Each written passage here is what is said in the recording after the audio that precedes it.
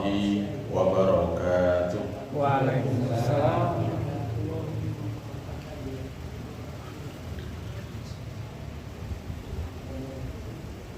Innal hamdalillah nahmaduhu wa nasta'inuhu wa nastaghfiruh wa na'udzu billahi min shururi anfusina wa min sayyiati a'malina. May yahdihillahu fala mudilla lahu wa may yudlil fala hadiya lahu. Asyhadu an la ilaha illallah wahdahu la syarika lahu wa asyhadu anna Muhammadan 'abduhu wa rasuluhu la nabiyya wa la rasula ba'dahu. Allahumma salli wa sallim ala habibina wa syafi'ina wa qurrati a'yunina wa maulana Muhammadin sallallahu alaihi wasallam wa ala alihi wa ashabihi ajma'in, amma ba'd. Qala Allah ta'ala fi kitabihil karim wa huwa asdaqul qailin. A'udzu billahi minasyaitonir rajim. Bismillahirrahmanirrahim. Wa minal laili fasjud lahu wa sabbihhu lailan tawila. Wa qala Nabi sallallahu alaihi wasallam, afdhalus siyami ba'da syahri Ramadan syahrullahil muharram wa afdhalus salati ba'dal fariidah salatul lail. Sadaqallahul azim wa sadaqa rasulun nabiyul habibul karim wa nahnu ala dzalika minasyahidina wasyakirin walhamdulillahi rabbil alamin. Bapak-bapak, ibu-ibu, kaum muslimin dan muslimat rahimani wa rahimakumullah. Malam hari ini kita akan membahas bersama fikih salat tahajud atau salatul lail, salat malam, yang dinamakan dengan sholat tahajud atau sholat malam atau qiyamul lail. Itu adalah sholat sunnah yang dilakukan di malam hari dan secara umum biasa dilakukan setelah bangun tidur.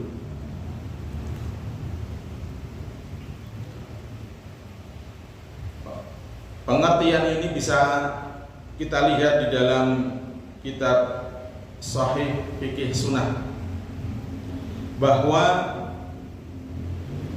sholat tahajud atau qiyamul lail adalah sholat sunnah yang dilakukan di malam hari dan secara umum dilakukannya setelah bangun dari tidur.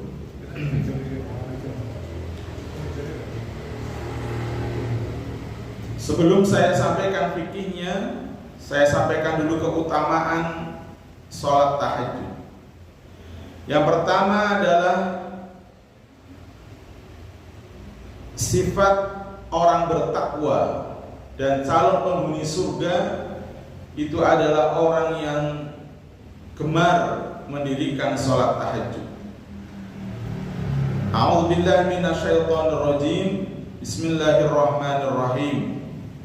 Innal muttaqina fi jannatin wa uyun. Sesungguhnya orang-orang yang bertakwa itu berada dalam taman-taman surga dan mata air. Akhidina ma atahum rabbuhum innahum kanu qabla dzalika muhsinin.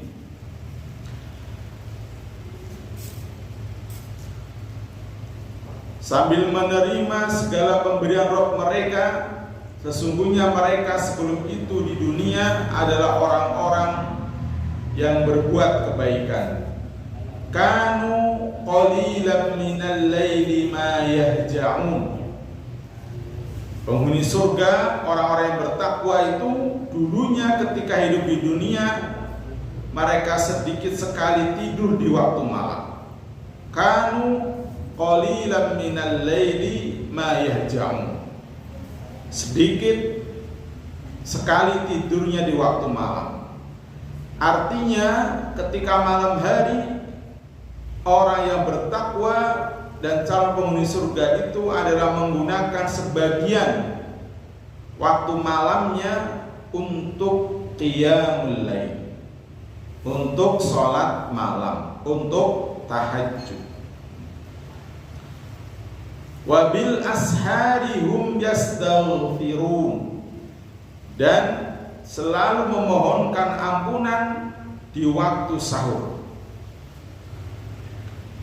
Jadi cirinya orang bertakwa, calon penghuni surga itu menyedikitkan tidur.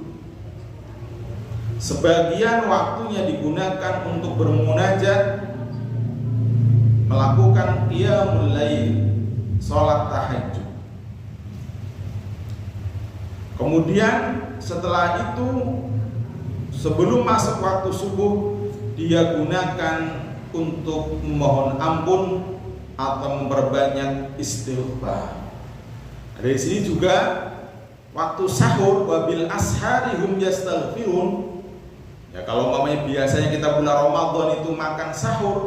Nah, salah satu lagi amalan yang sebenarnya sangat ditekankan di waktu sahur itu adalah beristighfar, mohon ampun kepada Allah Subhanahu wa ta'ala. Nah, termasuk ketika kita selesai melaksanakan sholat tahajud, sholat malam, sambil menunggu waktu subuh datang, maka perbanyak istighfar, mohon ampun kepada Allah Subhanahu wa ta'ala.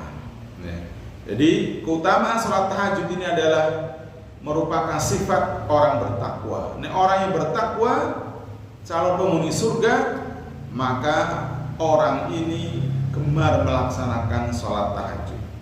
Maka bisa kita lihat orang-orang yang ketika malam melaksanakan sholat tahajud, insya Allah menjadi salah satu tanda atau ciri atau indikator bahwa orang ini bertakwa kepada Allah. Yang kedua, orang ini calon penghuni surga. Karena kalau orang munafik berat untuk melaksanakan qiyamul lail, mendingan tidur. Kalaupun dibangunkan oleh Allah umpamanya pipis, ya hanya pipis saja ke belakang. Setelah itu langsung tarik selimut lagi. Atau sebagian orang ketika musimnya bola itu betul-betul menyempatkan diri, disiapkan segala sesuatunya, pasang alarm, pokoknya jam 2 nanti harus bangun karena mau nonton bola. Nah, kalau kayak gitu dia yang kuat. Tetapi ketika diperintahkan untuk kanu qalilan minal laili ma yahja'un wa minal laili fasjud lahu, itu ya, suruh sujud, suruh melaksanakan qiyamul lail, itu berat. Nah, berat. Maka calon penghuni surga, ya dia gemar, senang mendirikan qiyamul lail. Nah, kalau kita kepengen jadi penghuni surga, calon penghuni surga, Bapak Ibu, maka mari kita bersama-sama untuk bersemangat melakukan qiyamul lail. Pasang alarm, kemudian ketika alarm itu berbunyi, yo bangun, bukan alarmnya dimatikan. Memang setan itu pintar. Alarmnya bunyi masih lama, nanti ya. Kemudian dimatikan dulu. Setelah itu nanti malah kesiangan masuk waktu subuh, atau bahkan kadang subuhnya kesiangan. Jadi memang setan akan menggoda, mengganggu, menghalangi kita untuk melakukan qiyamul lail. Karena setan tidak suka kepada calon-calon penghuni surga, kepada orang-orang yang bertakwa, nggak suka. Dia kepenginnya mencari teman sebanyak-banyaknya di neraka. Maka kalau ada orang yang gemar melawan qiyamul lail, ya setannya nggak suka, rasanya berat. Padahal ketika tidak qiyamul lail, ya tadi nonton bola kuat, atau begadang aja semalaman juga kuat, gitu ya. Atau kalau ngobrol ngalor ngidul, apalagi sambil main kartu mamanya kalau ada, itu kuat, itu berhari-hari, gitu ya. Tapi begitu diperintah untuk kanu qalilan minal laili ma yahja'un, itu dia tidak kuat. Yang kedua, Tidaklah sama antara orang yang sholat malam dan yang tidak. Amman huwa qanitun ana al-laili sajidan wa qa'iman. Amman huwa qanitun ana al-laili sajidan wa qa'iman yahdharul akhirah wa yarju rahmata rabbih. Qul hal yastawil ladzina ya'lamuna wal ladzina la ya'lamun. Innama yatadzakkaru ulul albab. Apa kamu hai orang-orang musyrik yang lebih beruntung, ataukah orang yang beribadah di waktu-waktu malam dengan sujud dan berdiri? Artinya dia melakukan qiyamul lail, sedang ia takut kepada azab akhirat dan mengharap rahmat Tuhannya. Orang yang qiyamul lail biasanya begitu, dia takut kalau nanti di akhirat disiksa oleh Allah Subhanahu wa taala. Takut kalau nanti dimasukkan nerakanya Allah Subhanahu wa taala. Sehingga kemudian dia mengharap rahmatnya Allah Subhanahu wa taala, salah satunya dengan melaksanakan qiyamul lail. Qul hal yastawil ladzina ya'lamuna wal ladzina la ya'lamun. Adakah sama orang-orang yang mengetahui dan orang-orang yang tidak mengetahui? Innama yatadzakkaru ulul albab. Sesungguhnya orang yang berakal lah yang dapat menerima pelajaran. Yang dinamakan dengan qunut qanitun tadi ya. Dalam ayat ini bukan hanya berdiri, namun juga disertai dengan khusyuk. Jadi qanitun ana al-laili sajidan wa qa'iman, itu disertai dengan penuh kekhusyukan. Jadi orang-orang yang melakukan qiyamul lail, maka insya Allah nanti akan mendapatkan rahmat dari Allah Subhanahu wa ta'ala. Kemudian yang selanjutnya adalah sholat tahajud adalah sebaik-baik sholat sunnah. Afdhalus siyami ba'da syahri Ramadan syahrullahil muharram. Sebaik-baik puasa setelah puasa Ramadan adalah puasa di bulan Muharram, puasa sunnah di bulan Muharram. Wa afdhalus sholati ba'dal fardhah, dan seutama-utamanya, sebaik-baiknya sholat setelah sholat wajib, yaitu sholatul lail, sholat malam, sholat tahajud. Hadis riwayat Muslim.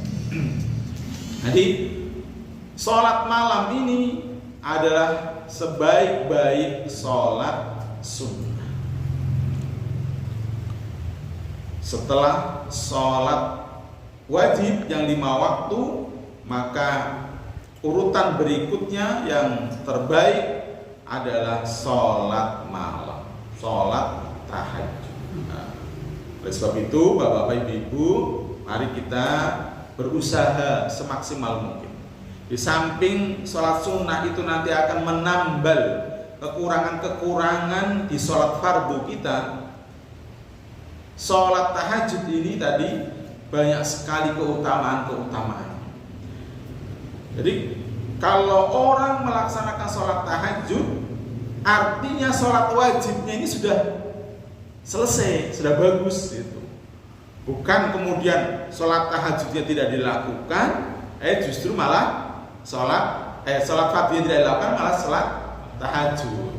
Ini jenis wong kewale, guru uceng kelangan gelek kau jadi. Ya itu ya. Jadi malah mencari yang sedikit, yang sunnah, justru malah meninggalkan yang besar atau yang wajib. Dan itu kadang terjadi di bulan Ramadan. Sholat wajib ora dilakoni, tarawihnya malah semangat. Nah, ya, itu kan ada orang-orang kayak gitu. Kadang ya ora poso. Nah, ya. Tapi ini pas sholat tarawih kadang mangkat. Kadang mangkat. Apalagi kalau itu masa itu biasanya kalau malam-malam ganjil di akhir 10 terakhir itu biasanya ada berkatnya, ada makan-makan, ada apa pokoknya makan-makan enak gitu ya. Itu kadang malah datang.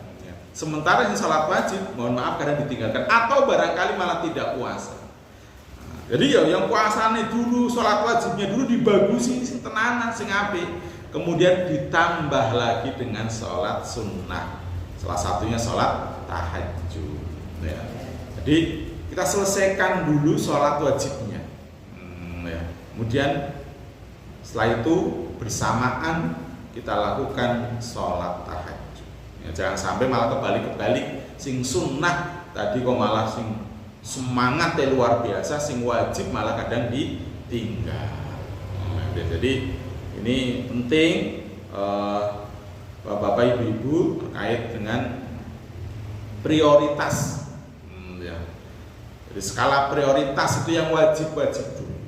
Termasuk ini ibu kalau dengan suami nih, ya wajib itu dengan suaminya. Baik boso, alus dan macam-macam ki sing wajib. Nek karo wong liya ki gamane sunnah. Aja kebalik. Nek karo wong liya kadang bosone alus, nek karo sing lanange malah kadang iya kasar. Sing wajib malah karo sing lanang kuwi. Dan kan kadang kebalik memang kita itu. Ya, meladeni tamu memang bagus, memuliakan. Itu kadang boso halusnya luar biasa, sopannya luar biasa. Ladeni sing lanang atau suaminya malah kadang sepenake dhewe. Lah ini artinya kebalik nih. Jadi justru dengan suaminya itu yang lebih wajib. Ya, sing tenanan. Nah, termasuk ini kembali lagi ke masalah salat malam. Jadi salat wajibnya berarti kudu wis tuntas, kudu wis rampung, kudu wis apik, istilahnya begitu. Ya. Jangan sampai malah justru meninggalkan yang wajib mencari yang sunnah. Nah ini kadang banyak orang-orang yang terkadang mohon maaf dia melakukan yang sunnah secara berlebihan, sementara yang wajibnya kadang malah keteteran. Nah, jadi yang wajib dulu, kemudian baru yang sunnah. Nah, tetapi memang bisa beriringan karena waktunya juga berbeda. Jadi wajibnya lakukan dengan sebaik-baiknya, nah syukur-syukur sunnahnya juga sebaik-baiknya. Karena sebaik-baiknya pun belum tentu di mata Allah Subhanahu wa taala itu benar urung karuan. Ya, karena bisa jadi kadang niatnya belok, ya, niatnya kadang tidak ikhlas, ya, niatnya kadang bisa jadi itu karena urusan duniawi, pengen dipuji, pengen dilihat oleh orang lain dan urusan-urusan duniawi yang lain. Ya. Maka dengan melakukan sholat sunnah itu kekurangan-kekurangan ini nanti bisa ditutup atau ditambal dengan sholat-sholat sunnah. Kemudian yang selanjutnya adalah sholat tahajud itu adalah kebiasaannya orang-orang soleh. Jadi kalau orang-orang soleh itu memang kebiasaannya adalah melakukan qiyamul lail. Alaikum bi qiyamil lail. Hendaklah kalian melaksanakan qiyamul lail, salat malam, salat tahajud. Fa innahu da'bus sholihin. Karena salat malam adalah kebiasaan orang-orang saleh qablakum, sebelum kalian. Jadi zaman dahulu itu memang orang-orang yang saleh itu senantiasa melakukan qiyamul lail. Bahkan Rasulullah Shallallahu Alaihi Wasallam ketika akan diberi tugas yang sangat berat berdakwah, maka salah satu bekalnya adalah qiyamul lail. Ya ayyuhal muzammil qumil laila illa qalila nisfahu aw inqus minhu aw zid alaihi tartila. Rattil Qur'ana tartila. Ya. Jadi ya ayyuhal muzammil qumil laila illa qalila. Itu salah satu yang menjadi bekal kenapa Nabi Muhammad SAW itu kuat mengemban tugas dakwah yang begitu berat kepada orang-orang kafir Quraisy ketika itu. Padahal ujiannya betul-betul sangat berat. Yang ujian itu belum pernah juga diberikan kepada nabi-nabi sebelumnya. Salah satunya bekalnya adalah dengan qiyamul lail. Nah, termasuk kalau kita memiliki masalah seberat apapun, setiap manusia mesti punya masalah. Maka salah satu solusinya adalah dengan kita melaksanakan qiyamul lail. Insya Allah dengan qiyamul lail maka nanti Allah akan memberikan solusi, memberikan jalan keluar, memberikan kemudahan yang tadinya sulit, memberikan jalan keluar yang tadinya buntu. Itu kalau kita bisa mendawamkan, mengistiqomahkan qiyamul lail. Dan inilah yang dilakukan oleh para orang-orang soleh terdahulu. Wa huwa qurbatun ila rabbikum, dan membuat kalian lebih dekat kepada Tuhan kalian. Wa mukaffiratun lis-sayyiati, dapat menghapuskan kesalahan-kesalahan. Wa manhatun 'anil itsmi, dan juga bisa menghapus segala dosa-dosa. Jadi kebiasaan orang solih akan lebih dekat dengan Allah Subhanahu wa taala. Maka ketika kita dekat dengan Allah, apalagi diminta, tidak diminta aja Allah tuh kasih, Allah beri. Apalagi kalau kita minta kepada Allah Subhanahu wa taala. Karena saat itu sangat dekat dengan Allah Subhanahu wa taala. Salah satu cara mendekatkan kita ya dengan qiyamul lail. Wa huwa qurbatun ila rabbik. Kemudian dosa-dosanya akan dihapus, kesalahan-kesalahannya akan dihapus oleh Allah Subhanahu wa taala. Nah, ini agar dosa kita diampuni, dihapus, kesalahan kita dihapus, maka perbanyak qiyamul lail, salat tahajud.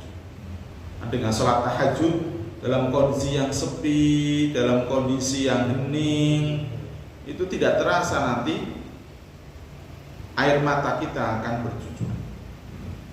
Salah satunya juga orang yang nantinya mendapatkan naungan di akhirat saat tidak ada naungan selain dari Allah Subhanahu wa taala adalah orang yang laksanakan sholat kemudian tidak terasa air matanya bercucuran.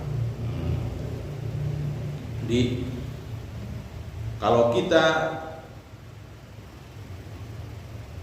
gemar melaksanakan qiyamul lail, hatinya jadi lembut, hatinya itu jadi tidak kasar, tidak keras, mudah menangis, tidak seperti batu. Ini kebiasaan orang-orang soleh. Biasanya para ulama, para kiai, para syekh itu ya melaksanakan hal ini, qiyamul lail. Ini kesempatan juga bagi kita, siapapun, bapak-bapak, ibu-ibu semuanya, untuk mendekatkan diri kita kepada Allah agar dosa kita dihapus, kesalahan kita dihapus, itu dengan qiyamul lail. Kalau ibu saya itu, saya teringat sampai sekarang itu hampir setiap malam itu melakukan qiyamul lail. Kalau orangnya tidak sekolah, orangnya tidak sama Quran, tapi qiyamul lailnya itu luar biasa. Qiyamul lail, setelah itu cedik geni, masak. Sebelum subuh anak dibangunkan, masakannya wis matang. Jadi sebelum subuh itu masakannya matang, dan sudah qiyamul lail. Itu luar biasa. Nah, ini kita barangkali kalah barangkali dengan orang-orang yang biasa dan seterusnya. Pada Islam itu luar biasa. Ini belum subuh mesti sudah di masjid. Nah, ini perlu kita contoh, perlu kita tiru.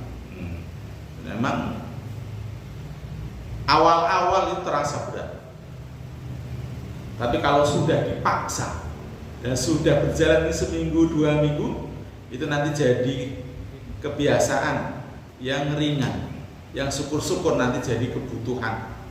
Nah, jadi butuh itu kan melakukan dengan senang hati tanpa diperintah, Sebagaimana kalau kita lapar kemudian pengen makan, itu kan makan itu tidak berat karena memang kita butuh masalahnya. Tidak usah diperintah pun kita akan makan, ya, karena lapar.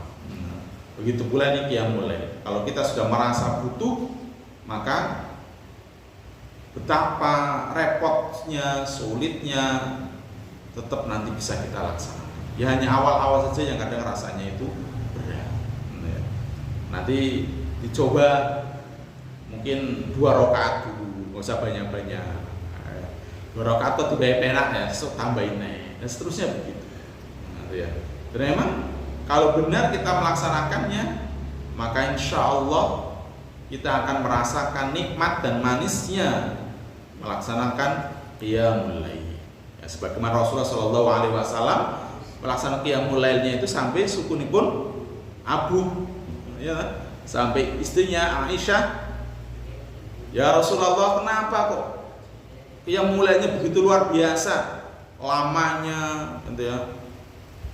Padahal engkau kalau umpamanya melakukan dosa sudah dijamin diampuni, sudah dijamin masuk surga. Tapi kok kenapa Rasulullah melaksanakan qiyamul lailnya begitu luar biasa lamanya sampai kakinya bengkak? Kalau kita kan belum pernah kakinya bengkak mungkin ya. Ini bengkak paling ya karena asam urat. Bukan karena lamanya berdiri qiyamul lail maksudnya. Jadi karena asam urat, karena penyakitan gitu ya. Bukan karena qiyamul lail. Nah, ini mari kita latih ya dalam diri kita masing-masing agar kita nanti merasakan kenikmatan dan kelezatan. Dan ini tidak bisa diceritakan. Kemudian orang yang mendapat cerita itu kemudian merasakan nikmat lezat juga gak bisa. Bisa dipraktekkan, masalahnya gitu. Dipraktekkan, kemudian akhirnya nanti lama-kelamaan baru merasakan nikmat dan lezat. Nah awal-awal mungkin belum nikmat juga. Sebagaimana kadang kita sholat, imamnya lama gitu. Kadang mungkin Rasulullah, jadi sholat malah ngerasani imame. Itu bisa jadi awal-awal, tapi lama-kelamaan nanti kalau udah terbiasa justru malah rindu, ya, senang, merasakan nikmat, lezat, bahagia mendengarkan lantunan ayat-ayat Al-Quran, apalagi di waktu sholat. Nah awal-awal belum nikmat. Sebagaimana kalau masalah dunia itu, panjenengan mamanya tidak suka naik gunung, kemudian diajak naik gunung. Yang pertama mungkin kesannya apa? Sakit, ya, capek, pegel, kapok, misalnya kan begitu. Orang kepenak itu. Itu bagi yang baru pertama. Tapi nanti kalau sudah 3, 4, 5, 10 kali naik gunung justru akan merasakan kenikmatan katanya, kebahagiaan sampai puncak. Justru dia akan mencari gunung yang tingkat kesulitannya lebih tinggi, tingkat bahayanya lebih besar, gitu ya. Semakin tinggi, semakin menantang, semakin sulit, itu justru dia akan semakin bersemangat. Itu. Karena nanti katanya ada kebahagiaan di sana bagi orang yang sudah melakukan. Atau panjenengan yang tidak suka bola, main sepak bola. Pertama main mungkin yang dirasakan yang pegel, kesel kabeh sawake gitu ya. Pertama gitu ya. Tapi bagi orang yang sudah terbiasa, ya senang-senang aja.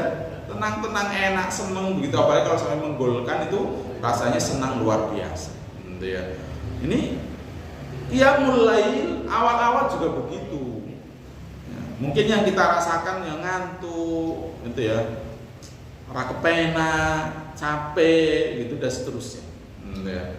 Tetapi nanti kalau sudah kita latih beberapa kali menjadi kebiasaan, syukur-syukur nanti menjadi kebutuhan, maka akan mendapatkan nikmat dan lezatnya ketika kita melakukan qiyamul lail. Justru ketika lupa ataupun sangat lelah, sangat capek, siangnya ada acara, sampai tidurnya kemalaman sehingga kemudian ketiduran bangun subuh, dia ada sesuatu yang kurang. Rasulullah awake ya Allah kok ora iso tangi malam. Itu bagi orang yang sudah merasakan bahwa ini adalah kebutuhan ya. Jadi Bapak Ibu rahimani wa rahimakumullah, mari kita bersama-sama ikuti kebiasaan orang-orang soleh, yaitu melaksanakan qiyamul lail. Kemudian yang selanjutnya adalah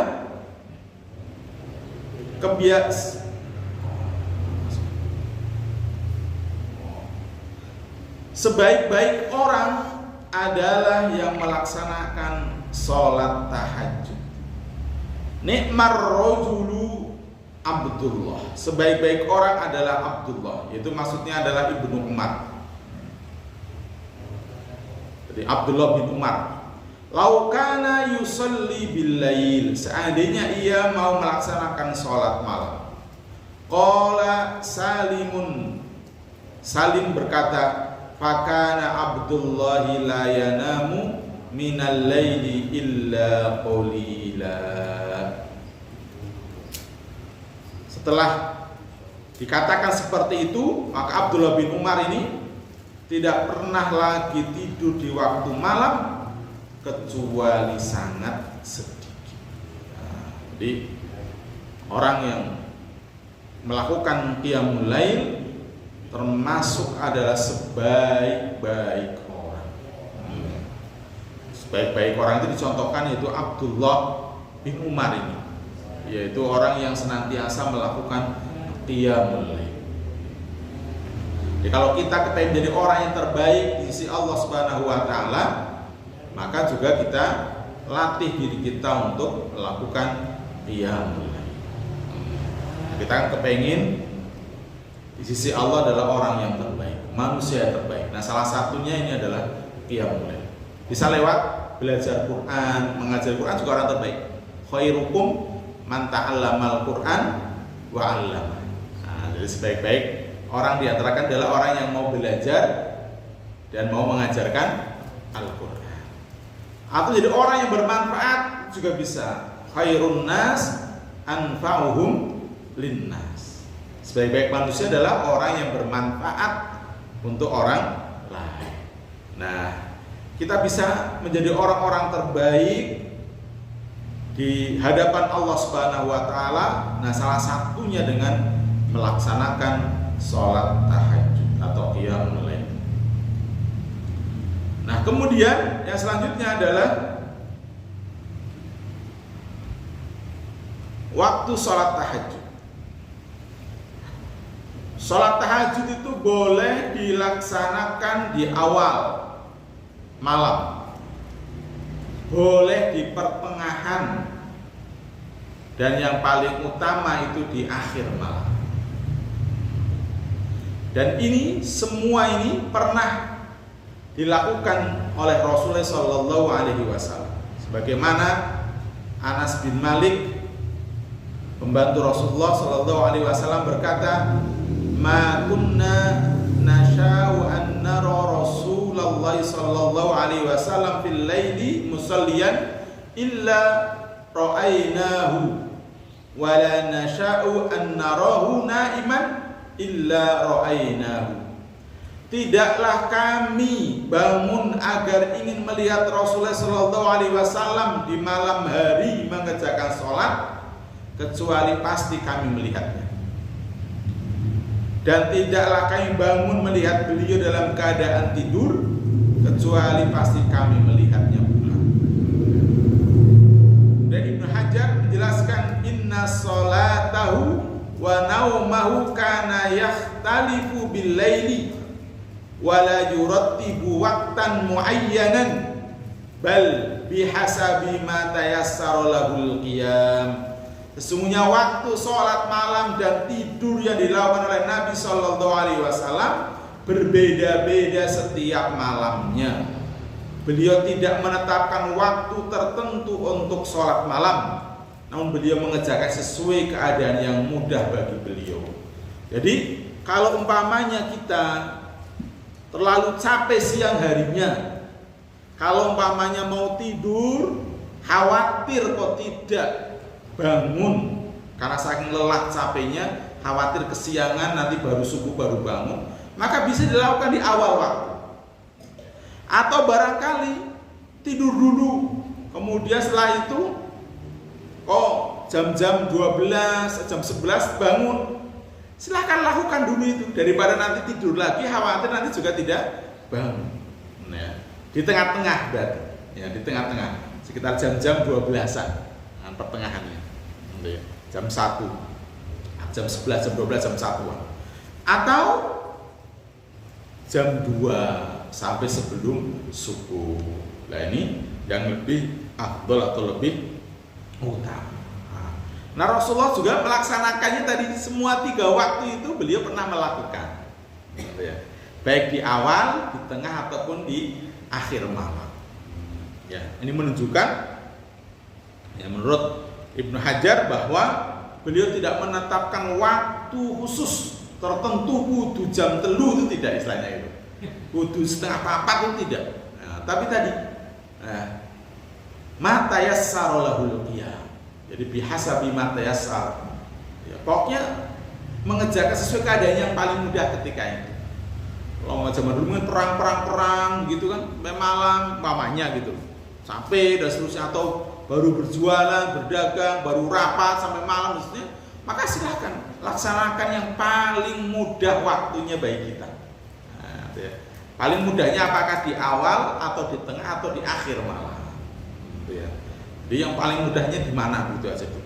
Nah, jadi tidak harus mamanya nanti di jam 3. Nah, jam 3 wis pernah sing wong penakut begitu, arep ning belakang ora wani. Pameneh sing barana seripahan begitu ya, orang meninggal tetangganya bangun jam 3 ke ora wani gitu ya, bangun kemudian ke belakang gak berani. Ya sudah, berarti di awal-awal ora apa-apa sih dilatih. Gitu ya. Jadi kadang ada, kalau zaman sekarang sih mungkin jarang gitu ya, ada memedi atau apa, jarang. Zaman dulu kan gak ada penerangan itu masih ada orang-orang yang percaya kayak gitu. Jadi intinya silahkan laksanakan ya di awal atau pertengahan ataupun di akhir malam. Nah ini nanti kita bahas salah beberapa 2 kali pertemuan atau 3 kali pertemuan tentang salat tahajud ini. Mudah-mudahan nanti kita semakin paham dan semakin bersemangat ya untuk melaksanakan qiyamul lail, dan mudah-mudahan Allah Subhanahu wa taala memberikan kemudahan, keringanan pada kita semuanya untuk melaksanakan sholat tahajud, bisa istiqomah gitu, dan mudah-mudahan Allah Subhanahu wa taala menerima seluruh amal ibadah kita. Allahumma amin ya rabbal alamin. Wa alaikum warahmatullahi wabarakatuh. Waalaikumsalam.